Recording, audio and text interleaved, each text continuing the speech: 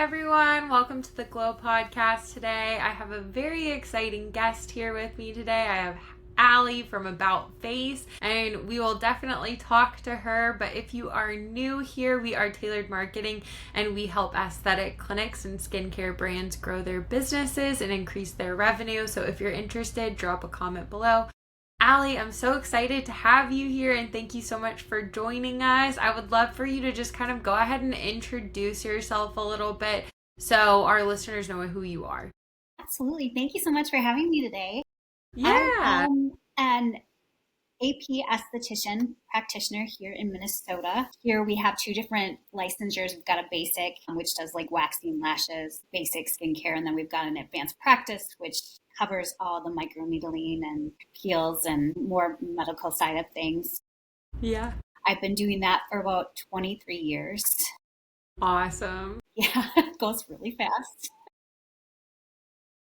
I've been a Reiki practitioner since 2015, so 10 years. I'm a Reiki master teacher since 2019, like losing track of time here, so 6 years. In that process, opened up, during COVID, during 2020, I decided to go solo and rent a space and start my own practice. And then a month and a half ago, I opened and expanded my very own place. Awesome. That's so amazing. Yeah, and I feel like just from talking to you too, like you wouldn't necessarily think, or at least myself, like that an esthetician and like the skincare kind of side of things would completely like go with the Reiki side of things. Yeah. But then talking to you kind of, it shifted my perspective on how those two things can be interwoven together and how kind of related the two things are. So I feel like it's such a cool background, and two things that do go really well together, even though like just hearing them you're like, wait, those are kind of random, like to do both of those two things. And so with being in the industry kind of for over 23 years now, how has kind of your role evolved with being an esthetician and also now a Reiki master as well? The realm of skincare has changed immensely within the last 23 years. When I started, it was a fairly new industry. Aesthetic practice wasn't very common. So it was really basic facials, waxing. You had maybe two skincare lines that you knew of. And Yeah. it's pretty crazy. I mean, the other day I looked up how much the skincare industry actually has grown. And in 2022, it was a 10.7 billion industry. In 2023, it was $152 billion Wow. industry. Huge growth.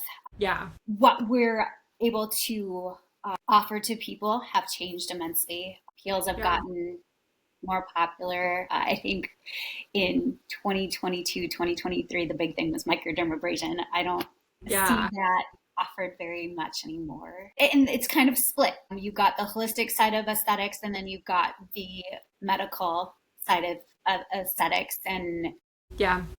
it's interesting that they are so split, because really the two work so synergistically together.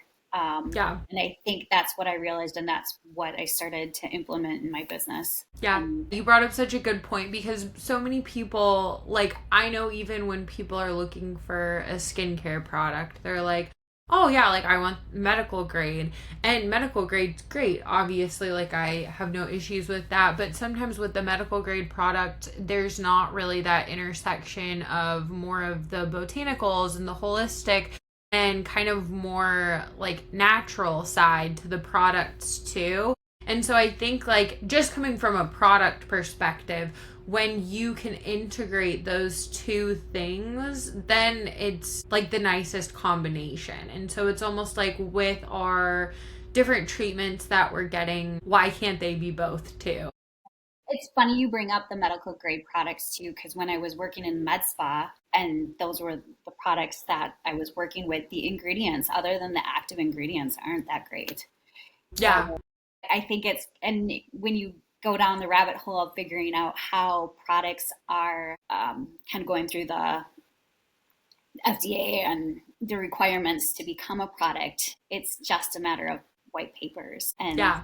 so and it's funny because now that I'm out of the more med spa thing and I'm looking at products, a lot of them are the same ingredients besides the base of like the botanicals that you were saying.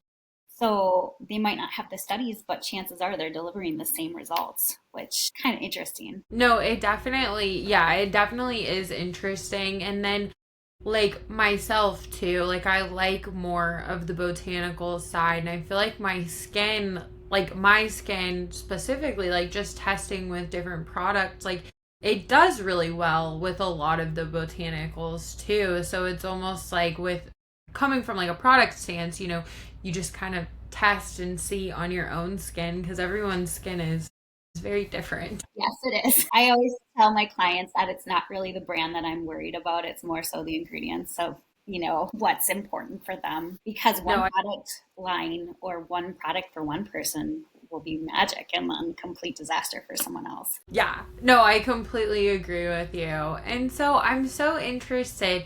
What kind of inspired you to bring the intersection of Reiki and also, all the different skincare treatments that you do as an esthetician and kind of what inspired that integration of those two things for you? Absolutely. So in 2014, the salon med spa that I was working at was right across from a hospital, and I had an influx of oncology patients. A lot of them had terrible prognoses. They were on lifelong chemo or they were stage 4, and chemo kills, it's horrible on the skin. People end up with rashes and dryness, and so you're trying to combat that to a certain degree but not cause a sensitivity. But there's that underlying emotion of this person is struggling, and I honestly sometimes wonder if I didn't go into Reiki for myself or for them. But that's what drove me Yeah. into Reiki practice. I had worked with a massage therapist years ago, and she had brought it up, and I'm like, okay, well, what will it hurt? And I'm like, well, Reiki, you have 3 different levels. So you've got 1, 2, and master. 1 is just basic learning to self-love, learning that energy. 2 is when you can become a practitioner and practice. And then 3 is, or master teachers, where you can master and or teach. And there's Yeah. actually a bunch of different subcategories of it now, but I only intended to do Reiki 1, and it was interesting how one thing led to the next and led to another. And when I became a master teacher, I never thought I would teach, and periodically I do that. So, Yeah. but what I realized, back to your question, is that it didn't just help the oncology patients. It was something that everybody kind of needed. And then came this pandemic, and people were struggling and trying to grasp at any sort of way to get that relief of anxiety, and it seemed to become a very handy treatment for Yeah. people, especially because a lot of times you don't even have to touch them. So, during the scary parts where you didn't know, you could Yeah. just lay hands over, and it was kind of like a touchless massage. Yeah, no, that's super, super cool. So, yeah, you just saw kind of the benefits of it quickly. And it's funny that you were only planning on doing the level 1, and Yeah. now you're like, I'm in pretty deep now. And there's a thought in the Reiki culture that you're called to do it. Yeah. And I feel that with myself, especially as I watch that progress, because there's always a stigma that it was so woo woo. And I just didn't know. Like, Yeah. I think that stigma is slowly dissipating, which is great. But yeah, I had people tell me it was snake oil and all sorts of things. So it was an, I believe it for sure. I feel yeah. like, yeah, like you said, the stigma I think is changing around it because I think a lot of people are becoming at least more educated, maybe not the most educated, but at least people are talking about it more. So people are a little more aware of what it is. And I think a lot of people too now have seen the results of something like Reiki or a similar practice with maybe, their friend or their family member. Maybe if it's not affected them directly, they've heard about it from someone that they trust. Mhm. Well, it's interesting because it's making it into traditional medical settings too. When I was one of the oncology patients I was working on, the surgeon that was doing her mastectomy was a Reiki practitioner, and she did Reiki on her before surgery. When I did my master's, there was a nurse there starting a program at a hospital in a neighboring state that was going to be administering or teaching nurses to administer Reiki on patients. So I think that's very cool. I mean, you see the same thing with acupuncture too. So that whole integration of Western and Eastern medicine colliding is pretty great. Yeah, no, it definitely is. And I think it gives us the best results too for patients when you can kind of combine the two things. I am just curious about this. I really have no idea. Do they have studies on Reiki or not really? Only one that I have found was that it proved to be a placebo effect. Okay. So nothing stand in stone, but it did show that it had a relaxation effect on the body. So if you want to take a more clinical stance on it, is it going to heal or help? Maybe not, but it's definitely causing that patient or client to go into a parasympathetic nervous or activate their parasympathetic nervous system, which is going to allow them to relax. And what does our body do when we're relaxed? We start to heal. So hopefully as time goes on, they'll have more information for us. Yeah. Yeah. I was just curious no, about it's a great that. Question. Yeah. And so I would love to hear more about how you kind of combine Reiki with some of your different facial treatments as well for your patients, because I know that you kind of combine them in one of the treatments that you offer. And so I'm just interested how that happens. It's kind of treating the body as a whole. So in Reiki, we work with the chakra system, and there's 7 main chakras that align your body from the top of your skull all the way down to your feet, basically. Yeah.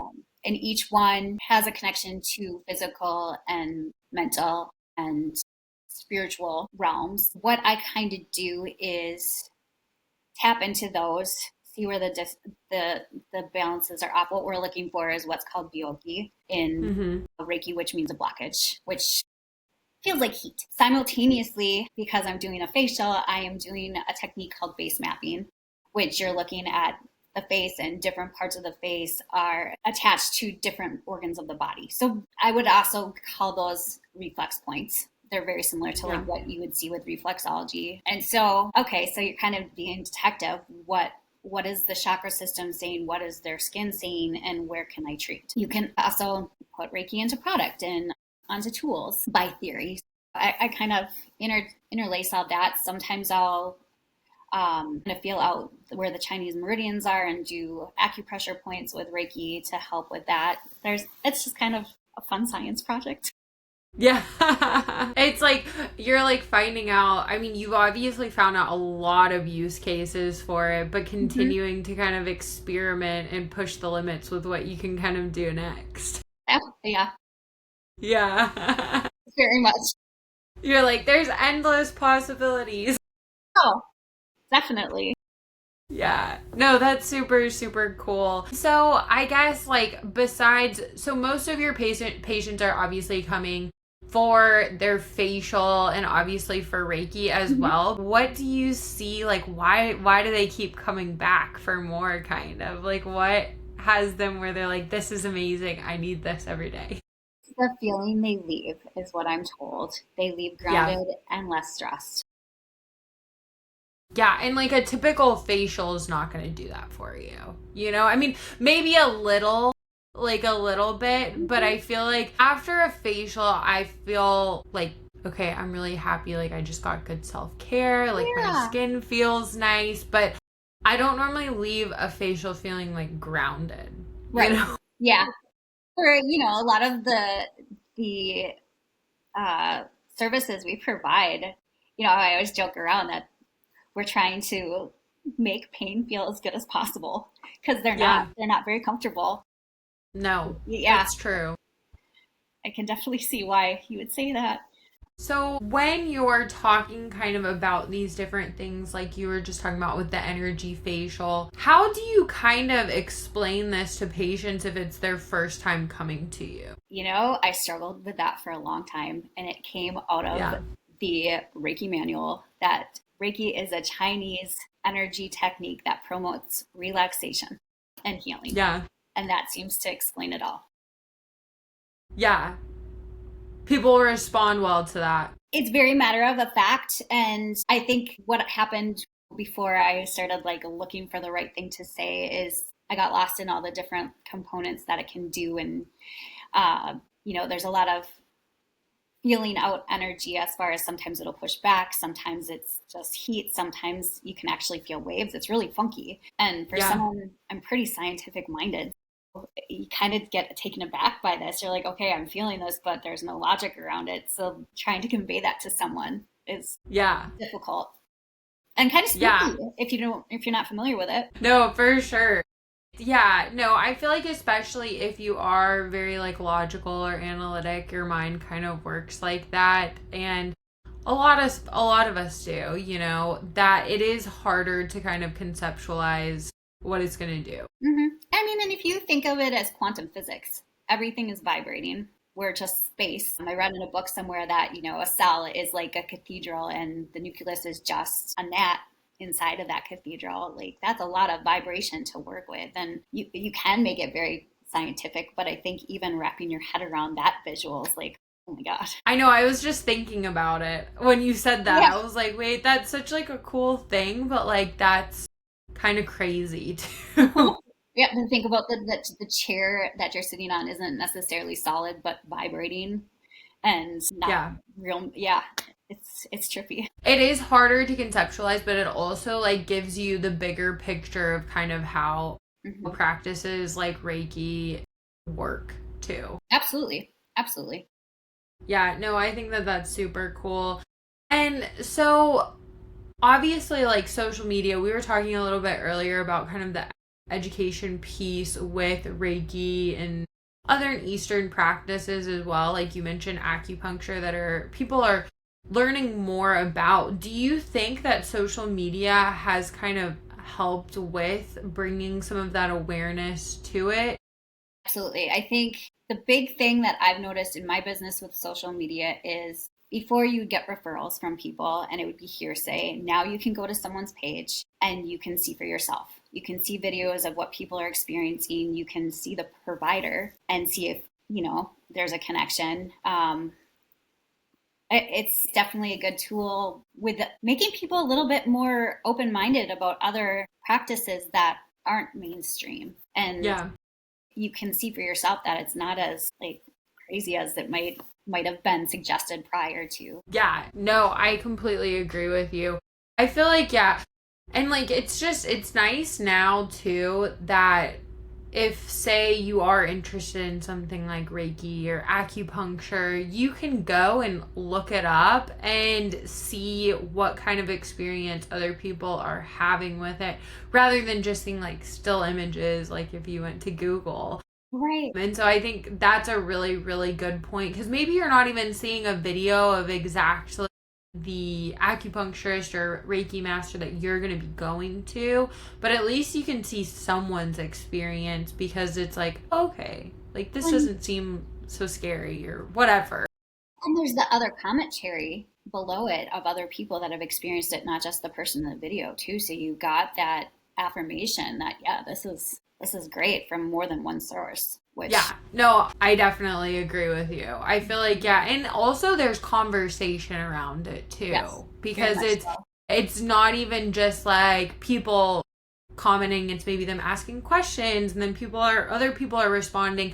Maybe a Reiki master is like tuning in and commenting back to some of the questions. So it's like this whole conversation around these different things that people maybe don't know as much about, but are beginning to be more educated. Yeah, I think it's a great thing. Yeah. I myself have learned a lot of different things. I mean, it's also very overwhelming, but it is. There's a lot out there. But I think that basis of it is pretty great. Yeah, no, for sure. And I mean, there's other, like, one of the other things that can be not as good with social media is some of the misinformation, I guess, that can be out there within different, really all aspects of life, I guess, where it's just because people can say anything on the platforms a lot of times too, then there's stuff that's just not factual, not correct, or Yeah. it's maybe one person who had a bad experience with a certain thing, and so that's also interesting to see as well.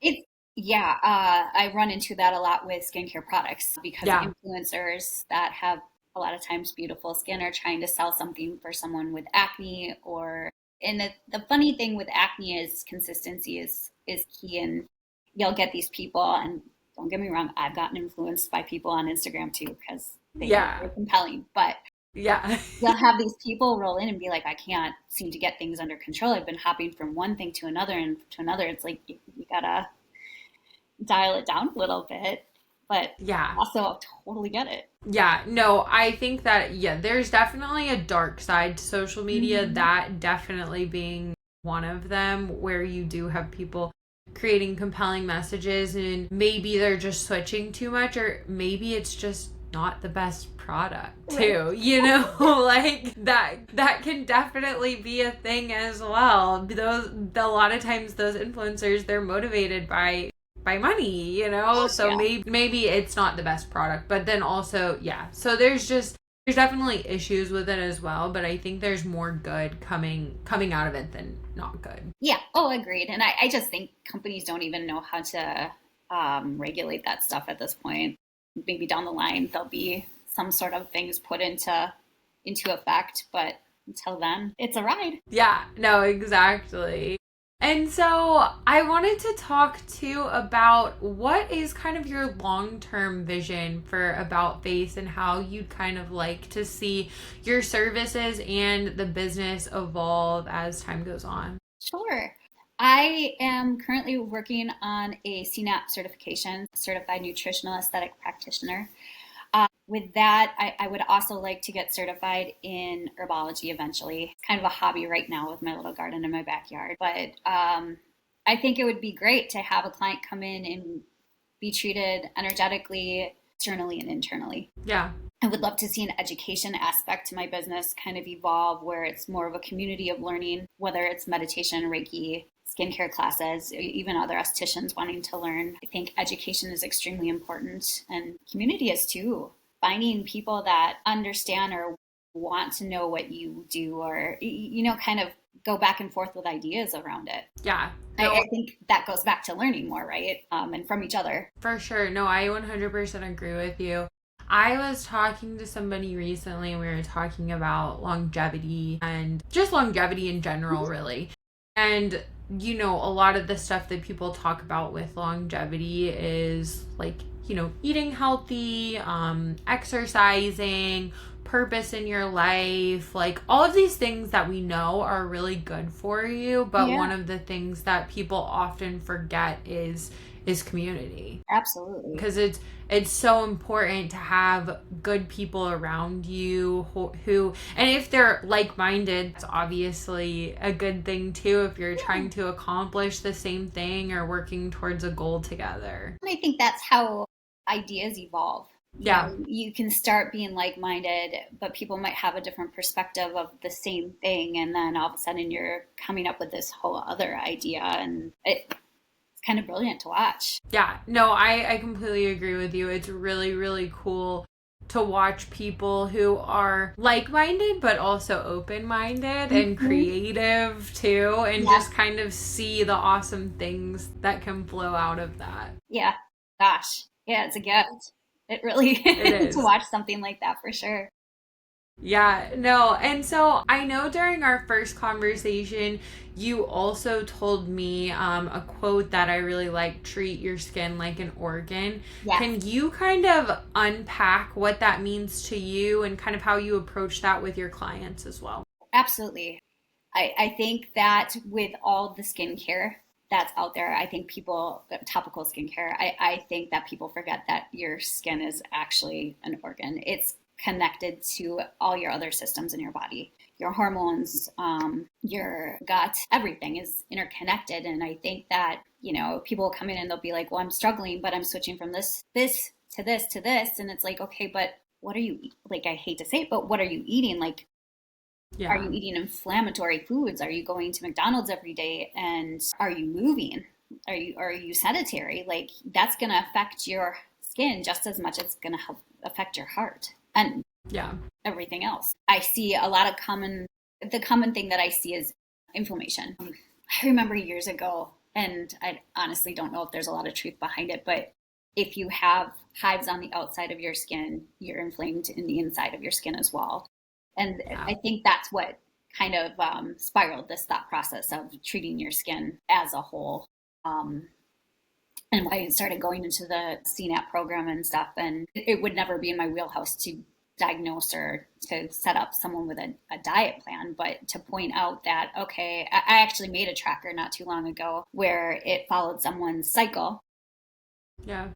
with their acne as well as, okay, alcohol, dairy, and sugar consumption. Yeah. Just so that those people could see for themselves what effects certain things have on their specifically their skin. But yeah, certain different phases of your menstrual cycle is going to have different effects with your hormones, which it's pretty well documented. In certain times of For your sure. cycle, you have higher testosterone, which can cause the skin to become more oily. Luteal phase, you can become more inflamed because your cortisol level hikes up. But what are you doing to support that? And is that combination of eating those inflammation substances causing that to become worse, I guess? Yeah. No, and I think that that's something that's so interesting. I think that we are seeing more research on our cycle being related to different things in our lives. Like it's not just your hormones. Like, you know, like you said, that's very well documented at this point, but it's also related to like our skin and like our energy levels and all of these kind of different things that affects our lives, really. Gosh, yeah. Ask anybody with Yeah. really bad PMS and they'll tell you all about it. No, seriously. It's like, yes, no, definitely. I completely agree. I feel like there's so much in our lives really that is very very affected with all of that. And I think it's super super cool too when you were talking about getting your CNAP certification. That's just so interesting because our food does affect so much. Our nutrition, what we're putting into our bodies, and also movement levels as well. And one of the ways too with the skin, what you were kind of just talking about, that I've heard someone say before, is our skin and our hair is like the canary in the gold mine, kind of. You Yeah. know, like it tells you if something deeper is going on the inside, like if you're breaking out, or you know, not always but a lot of the times it is an indicator of something bigger going on inside of us. Absolutely. I think the biggest thing that I've noticed is stress level Yeah. affecting the skin. Like specifically people that come in with acne, you know, in my mind I kind of divide them into two people, you know, your type B that is just going with the flow, they know it's going to get better, and then the people that are very anxious and struggling with stress and anxiety, and the people that just go with the flow, they heal up so much faster versus Yeah.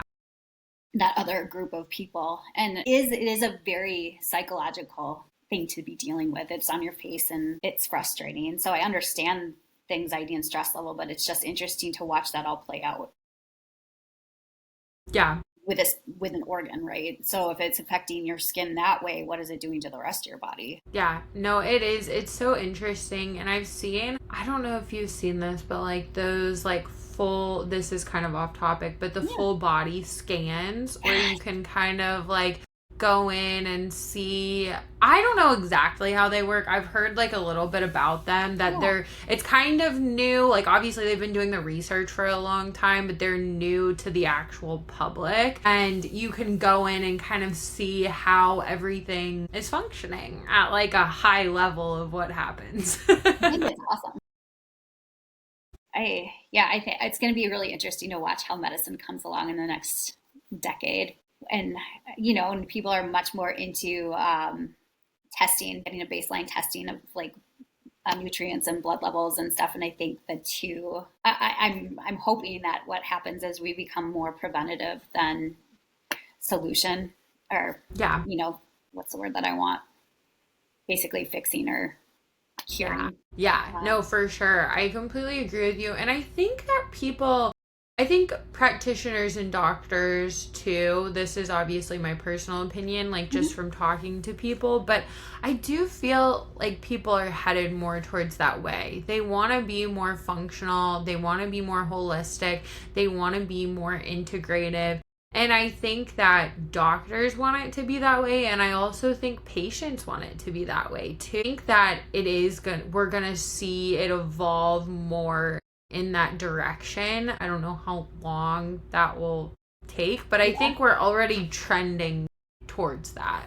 I agree. I agree. I see it a lot in practice. So people, probably 5 years ago, people are all about, filler and Botox. And I would say the last couple of years, I've had a lot of people say that they want to veer away from that now, which Yeah, um, I think trends like that, it's kind of that pendulum effect, right? People will go from one extreme to the other until it starts to level out. But yeah. being a integrative, I think it gives a lot of power, and I think that it allows someone to do some of that work themselves to see the results that they're looking for. For sure. No, I completely agree with you. Well, thank you so much Oh, for coming welcome. on. I really, really enjoyed our conversation, and definitely let everyone know where is the best place to find you, where is the best place to find About Face as well. I'll also put it in the show notes too, so I'll put like the website and everything, but if you want to tell everyone, that would be Yeah. awesome. My website is aboutfacempls.com. That's lists of services and information about what goes on there. And then the best way to connect with me would be on Instagram, my handle is at aboutfacempls. I'm also on LinkedIn under Ali Thompson too, but Those are the best two places. yeah, I would say so. I wish I was more of a Facebook person, but kind of. That's okay. It's funny how you side to one or the other. Yeah, no, definitely. I completely agree with you. Well, awesome. Well, thank you so, so Thank much. And I'll you. include all of that in the show notes too. Awesome. Thank you so much. Bye. Bye.